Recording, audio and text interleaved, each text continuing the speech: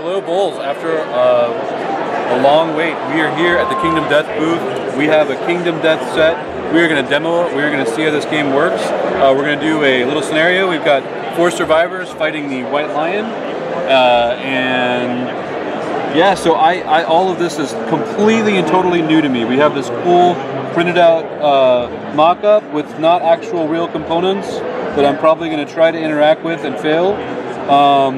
So yeah, how do we get started? What do I need to know? Okay, well, we're right in the middle of the showdown phase, which is really the heart of the game. Okay, so this is where you fight the monsters. This is where you fight the monsters. Got it. What you're trying to do is defeat them to get resources to take back to your settlement. And then you spend those resources on technologies to upgrade your settlement, build, bigger and better gear cards, weapons, armor. Yeah, all of that.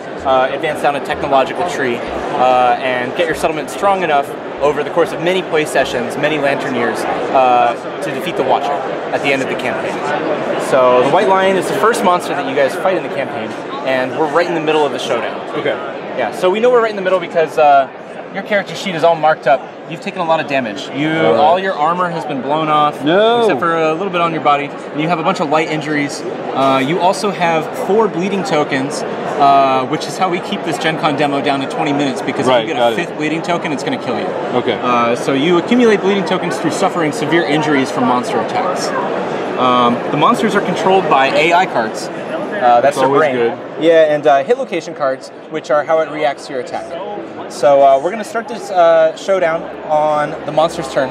Okay. So the monster will draw an AI card. Which one am I? It says here that I'm Urza. Who's Urza? Yeah, you're Urza. You're right in front of the monster. I'm her. I don't want to die. Yeah, you're in the hot seat here. Because you're just staring down the White Lion. Yeah. And the monster drew Power SWAT, so he's looking for the closest threat facing in range. So that's definitely you. So he's going to target you, and he's going to advance, and he's going to attack following his attack profile. Why isn't he going to attack this guy? Well, you are the closest threat. Okay. A threat would just be a standing survivor. A knockdown survivor is not a threat. And you're facing him. Facing is any spaces in front of the monster. Got it. And you're in his range because his movement is 6. So I should have made it a point to stand in a better place. Yeah, you should have just been like hiding behind a sign over here or something. All right. But yeah, you're right in front of him, so he's just going to bear down on you, and so he's going to take a lion to the face. Yep. So he's going to pick his target, move towards you, and now he's going to attack you following the attack profile. Okay. So it has a speed of 1. Speed of 1. So that means 1 square advance per turn, I guess. That means 1 dice on his attack. Oh, okay. So more speed means more dice. More speed means more dice. So a speed 3 lion would roll 3 of those. Speed 3 lion would roll 3 dice, and that would really chew you up. Yeah. Sounds dangerous. So we roll a dice, and then we look at the weapon or at the attack's accuracy. So it's 2+. That means any roll result over 2 is going to be a hit. All right. So lion, very accurate lion. Very accurate lion. A 7 is definitely a hit. To determine where damage is dealt, we roll the hit location dice. Okay. So it's going to hit you in the head. Right in the head. Right. So I really did take a lion to the face. You really did take a lion to the face. Fortunately, all survivors have a special resource called survival, which they gain during the settlement phase by banging on drums and interacting with their technology and their gear. And they spend it during the showdown to perform death-defying feats. One of those things that you can do is dodge. Dodge. All of the survival actions are innovated through different technologies that you gain, so you unlock new survival actions as your campaign progresses. So it seems like dodge, and sorry for anybody listening to this at home, we have the Ocarina booth next to us, so if you're wondering why Ocarina of Time music is playing, that's why. But anyway, enough about the Ocarina booth. You were telling me that I could dodge. I definitely want to dodge because it sounds like if I don't dodge, I'm going to die. Yeah, you probably are, because the attack deals 2 damage, and the way that damage is dealt is it reduces 1 armor point per damage until it goes down to 0, and then it deals 1 damage for the light and 1 damage to the heavy. And the head only has 1 injury level, just the heavy. So 2 damage would check that off and then cause a severe injury. So you want to dodge, and to do that, yeah, you spend your last survival and dodge. And that will keep you safe from the power normally I would erase, but we're just going to leave that there so the next people who come along. Yeah, I'll remember you spent it. I won't let you cheat.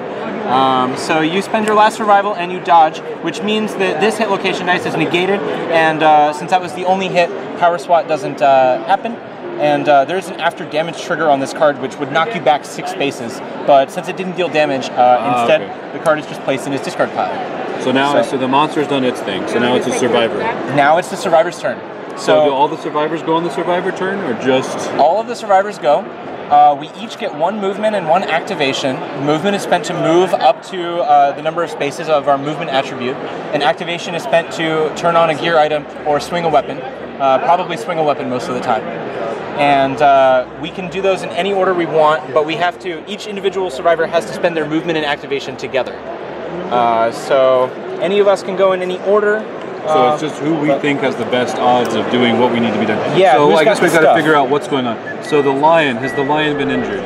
The lion has been injured a fair amount. Okay. His AI deck is fairly low, but he doesn't have any sort of debuffs or anything like that. He's still going strong. Does the party have any healers? Because they should definitely come over here and take care of some of this. Yeah, there is a gear card in the game that allows you to bandage up your bleeding tokens, but you guys forgot your bandages back at the settlement this turn. Well, I think we deserve to get attacked by this lion if we left our bandages back at the settlement. Yeah, so just as a sort of way to determine who can attack, there is one edge that we have against the monster. It's getting in its blind spot. If we get in either of these 2 spaces right behind it, we are outside of its field of view, and we also get a slight bonus to the accuracy of our weapon. So since your Evo, since you're like, you know, it looks like you can make a beeline to the monster's blind spot. So why don't you go ahead? So that's Lucy, if anyone was curious. Oh yeah, that's Lucy. She's got the bone axe and the rawhide armor set. All right. It looks like a pretty wicked bone axe. Right, so I'll move forward. 1, 2, 3, 4. Okay. All right. Blind spot. And yeah, just for everyone else, whenever they move, we move orthogonally on the showdown board, not diagonally. So Lucy would not be able to move 1. It would be 1, 2. Okay, that is, yes, that's important. But yeah, straight line, easy enough. And now she makes an attack, and the way that we do that is by following the numbers on each weapon's attack profile. So she's attacking with her bone axe. The top number is the weapon's speed. So that means that she rolls... just like the lion, means she rolls 2 dice. 2 dice. So go ahead and roll 2d10. And the second number is the weapon's accuracy, just like the lion's accuracy, except you know, much worse because the lion's a lot more accurate. Yeah, she does not hit as well as the lion. Yeah, so it means that it hits on a 6+. Since Lucy is in the blind spot, she gets +1 accuracy, so a 5 would have also have hit. But a 1 always misses, so we do get 1 hit against the lion.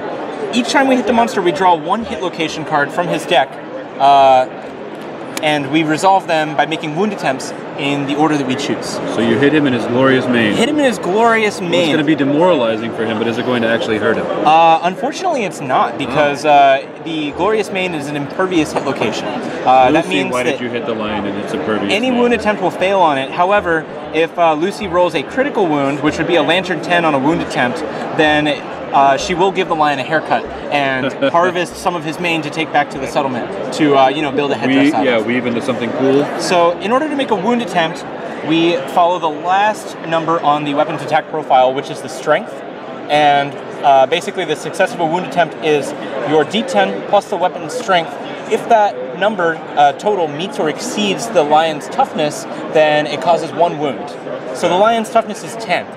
So if this location wasn't impervious, then a wound attempt of a 7 or greater would wound the lion. But why don't you just go ahead and roll a d10 and see if you give the lion a haircut. Oh. All right, so you knocked me out of the way, and it looks like you got a 9, which was close, but no cigar. So it doesn't matter for that roll that it's in the lion's blind spot. It's got to be a natural crit? Okay. Yeah, the blind spot only affects accuracy. So yeah, Lucy got the mane out of the way for the rest of us, so at least we won't draw it. So now we would take turns. So we have another survivor that looks like they can get up to the blind spot. So you're controlling Alistair with your Zambato here, which is a very low speed but very powerful weapon. All right, so yeah, I was going to ask about that. It seems like that's a lot of where the room for kind of granularity comes in. You know, high speed but low accuracy, low damage. Low speed but high accuracy, high damage. So this is kind of a different weapon from the axe. It's low speed, but it's going to hit harder. Yeah, Alistair wants to get into the blind spot much more than you do because he only has 1 dice to roll to attempt to hit. Yeah, so you definitely want to, he needs all of the accuracy that he can get on this attack. So just go ahead and move 5 spaces into the lion's blind spot next to Lucy, and roll 1d10 to attack with your Zambato. So the weapon's accuracy is 6+, so the 4 is not quite enough. You would have needed a 5 to get a hit in the lion's blind spot. So that's actually not going to hit the lion. So now it comes to us. Ben, I would say you probably don't want to be right in front of the white lion. So I would move around to its side and attack it. That way it doesn't run you over. Okay, so would I be able, if I move to its blind spot now, I don't even know if I have enough speed to do that. I've moved in 5. So I could do 1, 2, 3, 4, 5. Well, am I in the blind spot now, or does that not count? Unfortunately, the blind spot is only the 2 spaces directly behind the monster. Okay. And you can't attack the monster along diagonals. Adjacent would only be the orthogonal spaces around it. Okay. So move you back. You can at least flank it, which is great. All right. Well, I have this cool hunter whip. It's got a speed of 3. 6 plus, so that's not too bad. I mean, these are D10, so that's a 50-50 shot. So all right, I want to see at least 3 6 pluses here. That was not. Oh right, that was not quite it. Okay, so 2 ones. But you did hit 1 time. Yeah, so these have been kind of treacherous for me. Yeah, 1 hit location. Oh no, hit the kneecap. Yeah, you hit him in his kneecap. It does have a critical effect, but you would have to make a wound all I saw when you attempt. pulled that card was critical wound. I got really excited, and then I remembered, oh yeah, that's just, they all have that. Well, it is. You have to roll. Yeah, I mean, not all of them do, but most of the ones on the White Lion do, because he's the first monster that you fight in the game. Okay. So go ahead and roll your D10 again for your wound attempt. And your strength is 3, so you're looking for a 7 or greater to pierce the toughness. Beast sneeze. Oh, there we go. 7 or greater. Not a critical. All right, so we've caused our first wound against the monster. Every time we wound the monster, we take the top card of its AI deck and move it into the wound stack without looking at it. Okay. So this card is removed from the showdown. He's never going to draw it again. And if we manage to get rid of all of his AI cards and his discard, and then wound him 1 more time, then we defeat him. Oh, okay. But at least we never see this card again. So I think we're off to a good start. Well, yeah, that's a pretty cool mechanic. So as the more he gets hurt, the less options he's going to have, the more crazed he's kind of going to get. Yeah, he's going to have less options, cool. And also, like, once he gets his AI cards into the discard pile, you see them and you know what they are. So there will come a point in the showdown where you know what cards are in his deck, and at that point you can try to start predicting him. That is, if you live long enough. So I'm just going to go ahead and move an attack with my King Spear. My spear has reach. Like a pretty good spear. Yeah, it's a good spear. It's really long. It has reach 2, which means I can attack from 1 space away. Oh. So I, unlike the rest of you guys, can poke him from 2 spaces away. If the lion attacks the closest guy, I think the spear is the weapon to have. It's not bad. So I'm going to make 2 rolls. Oh, you got a crit. So does a crit mean anything on a hit, or is it just a high roll? Well, a 10 on a roll to hit is a perfect hit, which means something if it's represented in my gear grid. Got it. So some gear will have... Yeah, your gear grid loves perfect hits. You have the Mighty Strike Fighting Art, which gives you +2 strength until the end of the attack if you perfect hit. And your Hunter Whip also discards a mood in play. A mood is a different kind of card we haven't seen yet, but you would discard it if you would perfect hit the monster. But my gear grid doesn't have any perfect hit bonus, and I'm okay with that because I at least get 2 hits. So I have drawn 2, I get to decide what order I want to resolve them. So I'm going to do the Fuzzy Groin first because it has no reaction on it. So it's a safe location. If I fail on this location, he's going to run away. I love how casually you just said fuzzy groin. Like, clearly you've been doing this all day. Yeah, I hit the monster right in the ding-dong, and that's not weird or exciting at all. So I'm going to make an attempt to wound against a fuzzy groin. I actually wound on a 5+, because I am wearing a monster tooth necklace, which buffed my strength by a couple points. But the 3 doesn't wound, so I'm just going to put that in the discard, and I'll try to wound his beast back. Hey, this is fantastic. Hey, that's a 10. So this is a critical wound. Right on, so, I like it. I would ignore this part of the card, which I already wounded, so that's alright.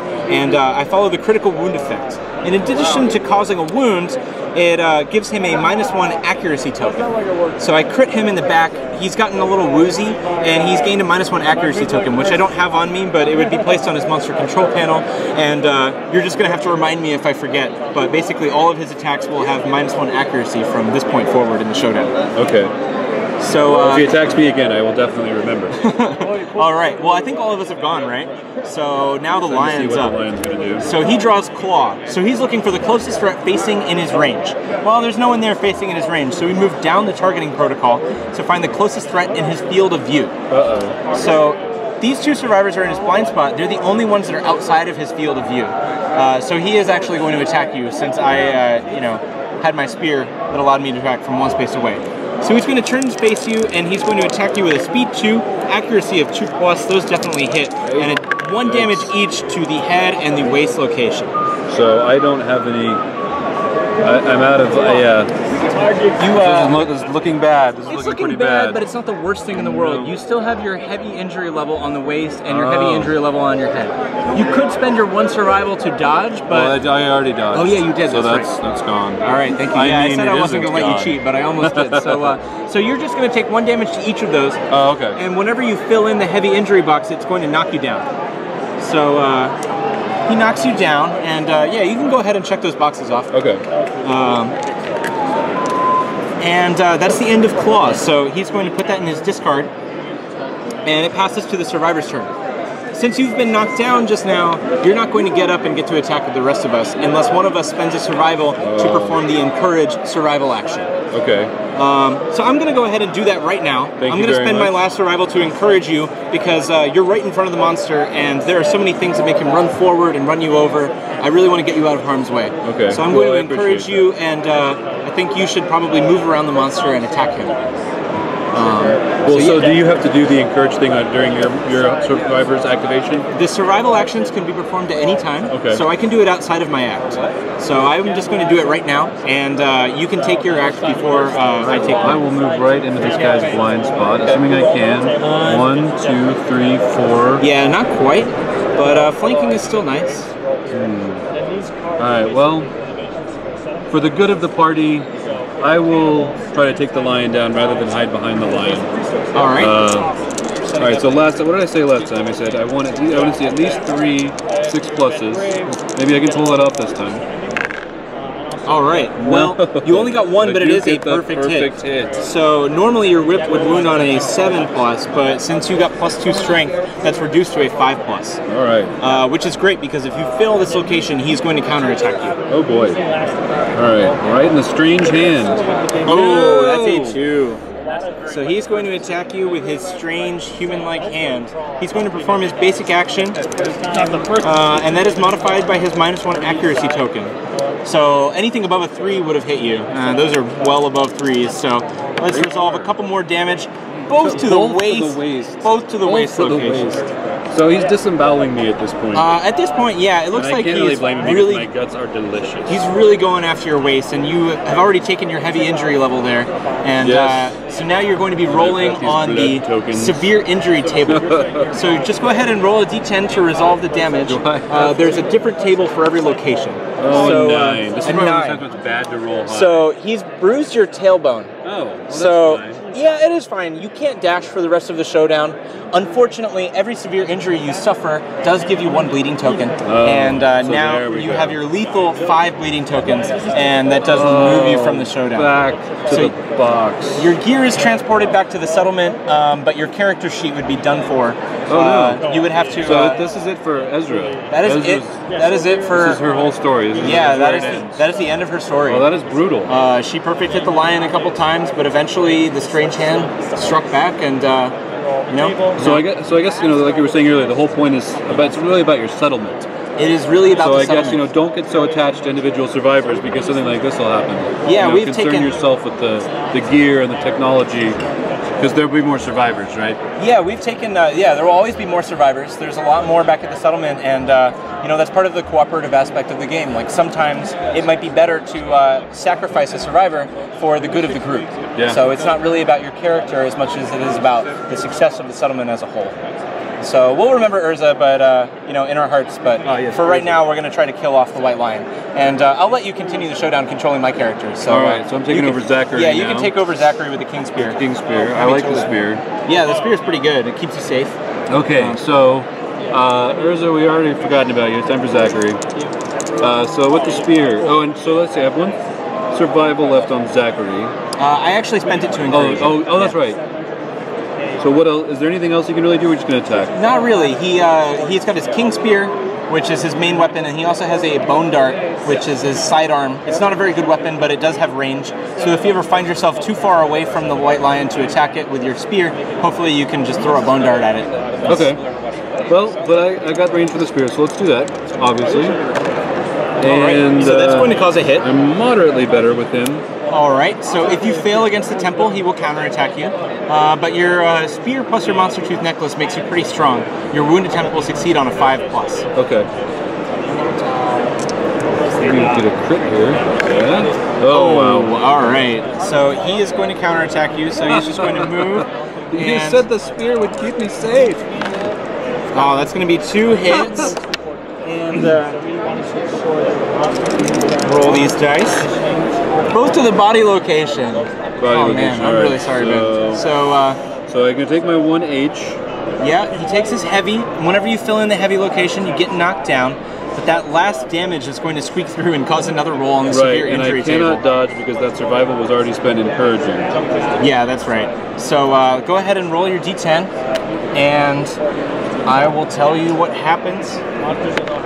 Another 9. So the same. Your lung has collapsed. Oh, right, because it's the body. It's to the body. So you gain a -1 movement token. The token means that it would only last until the end of the showdown. However, it does give you your 5th bleeding token, which is also going to kill you. So I'm saying that things are looking pretty grim for the monster. For the survivors, yeah. Pretty good for the monster. Fine. Yeah, monster's doing totally fine. But I'm just going to go ahead. There's room for both of you guys in its blind spot, although I guess now it'll just turn around. Yeah, we can get there. We can have Alistair move into the blind spot and attack with his Zambato. So yeah, we move 1 space over to leave room for Lucy to get in there, and hopefully we can cause a hit here. All right, look at that. So we have a hit with the Zambato, and the Zambato has the devastating ability, which means it deals double damage if his wound attempt is a success. So let's see here. An 8. Yeah, he only needed a 4 to wound, so the Zambato wound is going to cause 2 damage, which moves 2 AI cards into the wound stack. And if Alistair had 3 or more understanding, he would have gained +1 survival from that wound effect. So now we have 1 last survivor to go before the lion takes its turn again. Alright. I'll move 2 into the blind spot. Alright, sounds good. I'll attack with my bone axe, which has a speed of 2. Alright. Alright, so you hit 1 time. Oh. Alright, we hit the monster's trap card. So every monster has their own unique AI and hit location deck, and every monster has their own unique trap. They have 1 trap in their deck, and it means that the monster has sensed your attack and is now going to counterattack you instead. If he had drawn multiple locations from the attack, they would have been discarded. And we follow the effects on the trap instead. So the first is that he is doomed. So Lucy is doomed, which means she can't spend survival. So even normally she would be able to dodge any hits, but against the trap, it's so surprising that she can't dodge it.